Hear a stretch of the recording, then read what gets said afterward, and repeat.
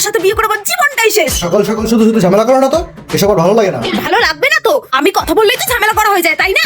হ্যাঁ, কি দিয়েছো বলো তো আজ অব্দি আমাকে বিয়ের পরে? না, তোমাকে তো কিছুই দেওয়া হয় না, তুমি তো হাওয়া খেয়ে বেঁচে আছো। কি লাগবে বলো তোমার? কি লাগবে? যেটা লাগবে সেটা দেওয়ার যোগ্যতা আছে তোমার? আরে চিৎকার না করে বলো আসলে চাইটা কি তোমার? আজ এক্ষুনি এই মুহূর্তে এই বাড়ি আমার নামে লিখে দিতে হবে। বলো পারবে? আছে তোমার পুরো? আর তা যদি না হয় তাহলে আজই আমি তোমাকে ডিভোর্স দিয়ে এই বাড়ি ছেড়ে চলে যাবো। এই শোনো মা,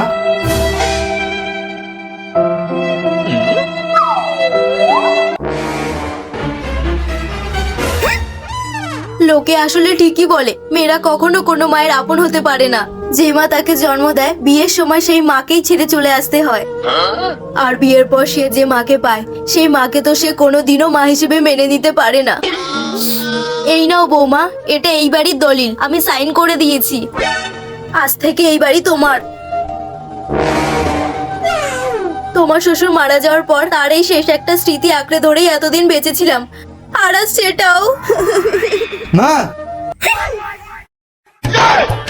আমি বৃথাই তোমার সাথে কথা বলে সময় নষ্ট করছিলাম। আমার তো এতদিন তোমার মার সাথেই কথা বলা উচিত ছিল, তাহলে তো অনেকদিন আগেই কাজটা হাসিল হয়ে যেত। আসলে তোমার মাকে যে গলানো এতটা সহজ হবে সেটা আগে বুঝতে পারিনি।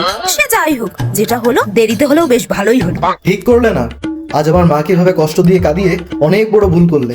এই ভুলের মাসুল সময় আসলে তোমাকে হাড়ে হাড়ে গুনতে হবে, কথাটা মনে রেখো। এই যাও তো।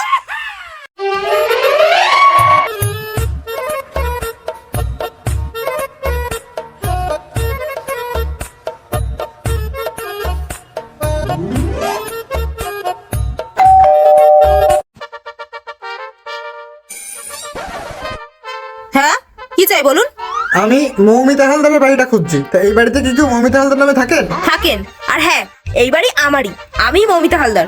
ও, কিন্তু আপনি কে? আর এই গরমে একটা মাস্ক লাগিয়ে রেখেছেন কোন কারণে? আসলে আমি ব্যাংক থেকে আসছি, আর মাস্ক না পরে আসলে সবাই দূর থেকে চিনে ফেলে, তারপর কিস্তির টাকা না দিয়েই পালায়। ও, হ্যাঁ, তো এবার আপনার এই মাসের কিস্তির টাকাটা দিন। আমার কিস্তি?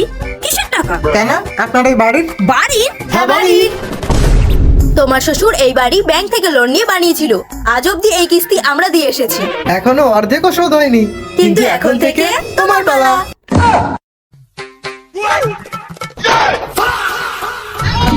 কি মনে আছে? বলেছিলাম না ভুল করেছো, আর ভুলের মাসুল সময় আসলে হাড়ে হাড়ে গুনতে হবে। নাও, সময় এসে গেছে, এখন কিস্তির টাকা কোনো।